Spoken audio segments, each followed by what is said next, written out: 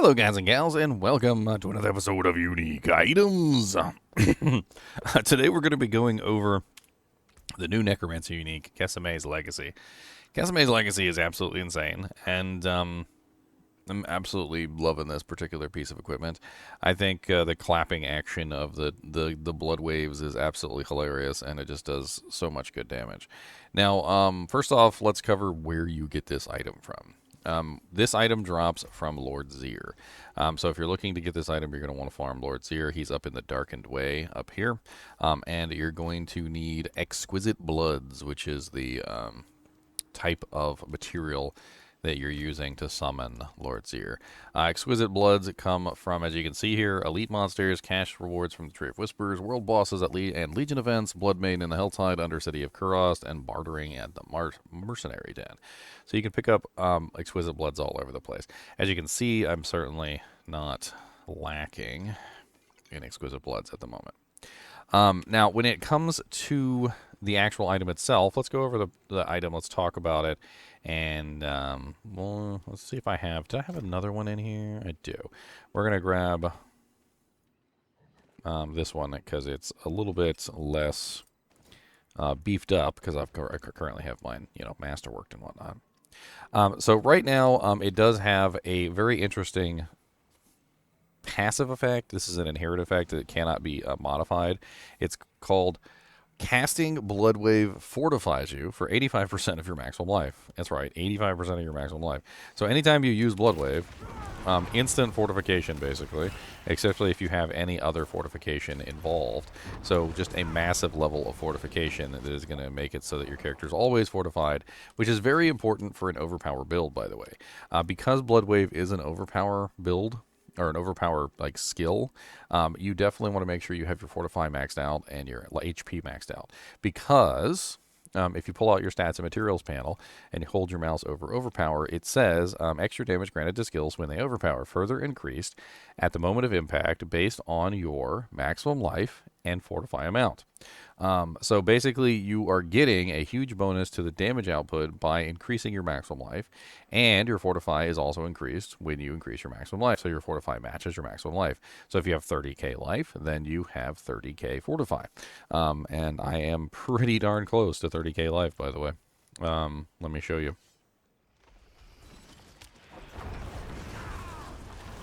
$29,962 is what I'm currently at. I'll need just a little bit more to reach over that. I'm pretty sure that I can get much higher than that, by the way. But what's really holding me back at the moment is a lack of Paragon points, which I'm only at 217. I can definitely get a lot more life through Paragon points later. Now, the item also has a huge bonus to ultimate skill damage, which I believe is actually just 300% normally. If it's greater affix, I think it goes up to 450. Which is really good, obviously, because if you're using this, you're going to be using your ultimate skill a lot. We also have damage reduction while fortified, which I believe is only... So I got the regular ones. I believe it's only like 15%, but as you can see, mine is 36% right now, which is pretty nice. You also have a chance for Blood Wave to deal double damage, which is usually only around like 32, maybe like 50%, but mine is at 71.7% right now, which is really good because obviously you want your Blood Wave to deal double damage. And then we have 31.2% Blood Wave cooldown reduction, which of course is going to bring the cooldown of our Blood Wave down dramatically. Now I have a lot of cooldown reduction, so I'm currently at 18.57 seconds, and putting the pants on brings me to 12.78. The normal cooldown for Blood Wave is like 40 or 50 seconds or something, so as you can see, I've done a lot of work on that. Now, to breach the gap of the final amount of reduction for time, I'm using the blood orbs themselves through the fast blood aspect, which is right here. This is probably the best way that you're going to want to do this, and there's a couple reasons why this is the best way that you want to do this, and I'll talk about them, but let me show you first how this works. So if I cast my blood wave, there's a bunch of blood orbs on the ground. The blood orbs that are on the ground, all I have to do is collect them, and I have an instant reset of my ability, as you can see. Now, why would you want to collect the blood orbs? The reason why you want to collect the blood orbs is because it's going to guarantee your overpower. So in the skill tree, if you take a look in the skill tree, you'll see this. This is the Rathma's Vigor. Rathma's Vigor is after being healthy for 15 seconds, your next blood skill overpowers. This timer is reduced by 2 seconds each time a blood orb heals you or overheals you for 400 life. You deal 120% times increased overpowered damage. So basically how this works is every time I collect an orb, I'm stacking up this buff, which is going to guarantee that the next blood wave is going to overpower. So if I collect orbs and I heal myself, you notice that I go straight back to 15 almost immediately just by running around and collecting a couple orbs, which means that my next attack with Blood Wave is guaranteed to overpower. And that's why Fast Blood aspect is the best way to reset your ability, because it guarantees that you always have the next overpower, so that you are basically forcing yourself in a way to guarantee the overpower for Blood Wave. You also don't want any other blood ability in the mix. You notice that I'm using bone splinters down here. I used to have something like Hemorrhage down here, which was a blood ability, and blood ability was consuming the overpower from the ultimate, and that wasn't beneficial, because obviously, like Hemorrhage is not really doing any real damage, and so having that is poopy. The other effect that this has is the unique effect. So the unique effect is Blood Wave now forms a wave on each side of you. Both waves converge at your feet, pulling in all surrounding enemies and exploding for up to 1,246 damage. Each wave hit causes the enemies to take 10% more damage from you, from your blood waves, up to 300% bonus damage. Now, this is actually really, really strong, because as you're fighting a monster, especially a particularly strong monster, every blood wave is going to increase the damage of the next blood wave. So your first blood wave might not do that much damage, but your second one's going to do 10% more, and your third one's going to do 20% more, and your fourth one's going to do 30% more, and so forth and so on until it reaches 300%. Which means that if you're fighting a boss, this is going to be tremendously valuable, because the stronger a monster is, the more waves that you hit him with, and the more waves you hit him with, the stronger the waves become, until eventually they are just like absolutely massive. Now, without the pants on, your blood wave just looks normal. It's the normal blood wave, and it's not necessarily a bad blood wave. I mean, it's still a blood wave, but it doesn't really do the same damage output that we're getting out of our current one. It also covers a much larger area and becomes basically kind of like a ranged ability, as you can see. Now, I don't really like this version, because you cast it from far away. It's kind of slow. It travels forward. Yes, it does pretty decent damage, and you can use it to kill monsters. It's not like I'm doing no damage. But with the unique effect, you get way more damage. It also pulls the monsters around with you, claps the two in the middle, and also does an explosion, which adds so much more damage. So instead of just getting one blood wave traveling in one direction, you're getting two that are traveling together, and then a third explosion in the center when they collide. So you get a pretty large amount of damage on any monster that you're using the blood waves on. I highly recommend that you utilize the title aspect. The title aspect is the one that gives you the double blood orbs, or blood waves, coming together. So instead of just a single, let me show you what I mean. Instead of just a single like this, you end up with a large number. So you end up with, I think it's 3 actually. So you get 1, 2, 3. So it adds 2 more blood waves to your blood wave total, and causes it to crash in the center 3 times. This is the better way to do it, because you do need to run around and collect blood orbs to make sure that your next one is an overpower. And coincidentally, also, if you're using the fast blood aspect, this will also reset the timer, making it so that you can obviously instantly recast.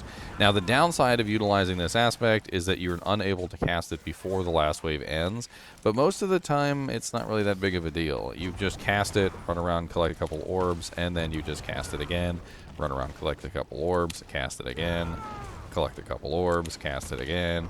It's a pretty good cycle, and you can do some massive amounts of damage. How much damage am I doing? I don't know. Let's go to the training dummy real quick, and let's actually see what it's like to hit a monster. What is it? 10% per time, so 30 times. Let's see what it's like to hit a monster 30 times.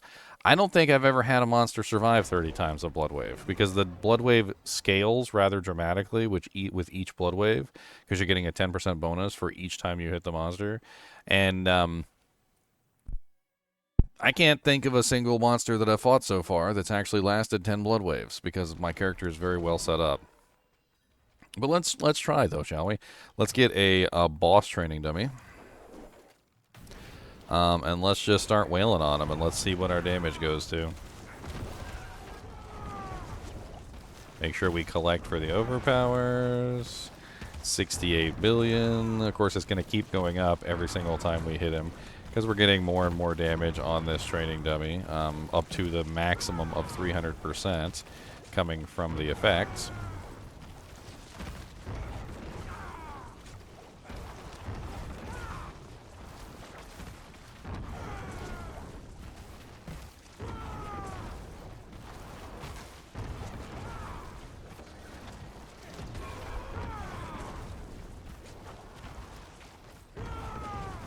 $54.1 billion. I've seen much higher than this.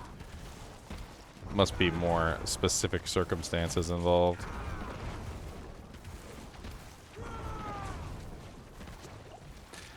Most of the content in this game I've had no problem with so far. This character's crazy.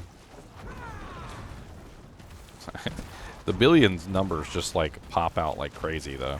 Like 40 billion, 20 billion, 20 billion, 40 billion, 50 billion, 20 billion, 60 billion, 20 billion, 20 billion, 57 billion. It's a fun build. I think a lot of people are going to enjoy the way it plays. It's very much so you have to actually make sure you have your overpower running, collect the orbs, get everything going. I'm actually running minions right now because running minions is better. With the Nagu rune. The Nagu rune is really, really powerful this season. It's the one that gives you like 600 offering for having the summons up, and it's pretty nice.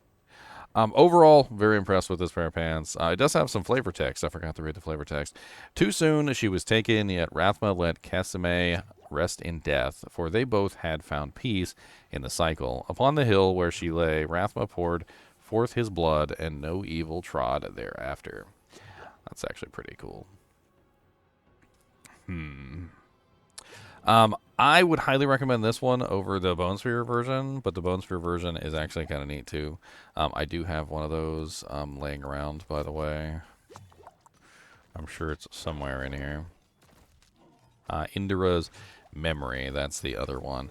Indira's Memory does something completely different, and I guess technically you could kind of like work it in.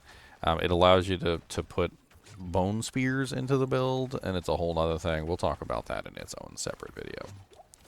As always, I do appreciate you guys and gals joining me. Be sure to hit that like button and the subscribe button if you enjoy the content. And as always, keep watching.